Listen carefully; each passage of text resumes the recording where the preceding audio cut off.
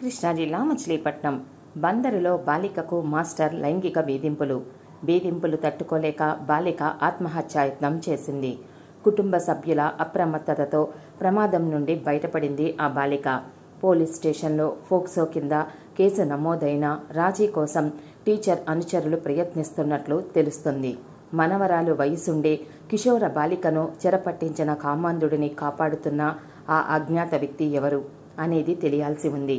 1983 నుంచి 1995 వరకు మచిలీపట్నం ప్రభుత్వ రామ్జీ పాఠశాలలో మాస్టర్గా పనిచేస్తున్న దేవేందర్రావు అలియాస్ నటరాజ్ గతంలో లేడీ టీచర్లను కూడా వేధించినట్లు ఆరోపణలున్నాయి.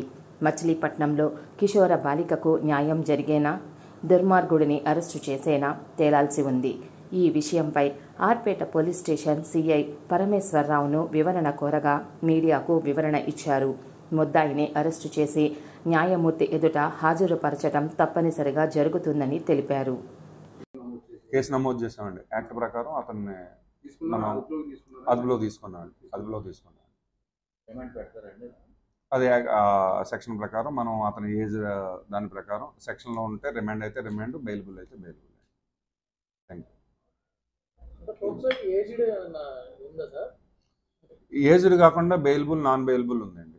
బెయిలబుల్ బిలో 7 years ఏది కూడా మేము ప్రొడ్యూస్ చేయడానికి లేదు. దానికి చెక్ లిస్ట్ మనం హ్యాండ్ ఓవర్ చేసి మనం రిమాండ్ పెట్టాలి. రిమాండ్ పెట్టిన తర్వాత కూడా మేజిస్ట్రేట్ గారు కూడా అది యాక్సెప్ట్ చేయాలి. యాక్సెప్ట్ చేస్తేనే రిమాండ్ అవుతుంది.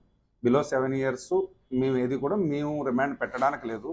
ఒకవేళ ఎవరైనా దొంగలు కానీ వేరే కానీ ఉంటే మాత్రం మేము చెక్ లిస్ట్ రాసి ప్రీవియస్ కన్విక్టెడ్ కానీ ఉంటే కంపల్సరీ అవి రాసి పెట్టాం అనుకో, మాకు కూడా నోటీస్ ఇస్తాం. లేవండి, ప్రస్తుతానికైతే ఇదే ఫస్ట్ కేసు అండి. సెక్షన్ ఉంటాయండి. అందులో సెక్షన్ 4 ఉంది, 6 ఉంది, 8 and 7 ఉంది, 11, 12 ఉంది, 7 and 8 పెట్టామండి. 7 and 8 పెట్టడం కాదు, యాక్చువల్గా 7 and 8 అప్లికబుల్ అండి. వాళ్ళు చేసిన నేరానికి 7 and 8 అప్లికబుల్.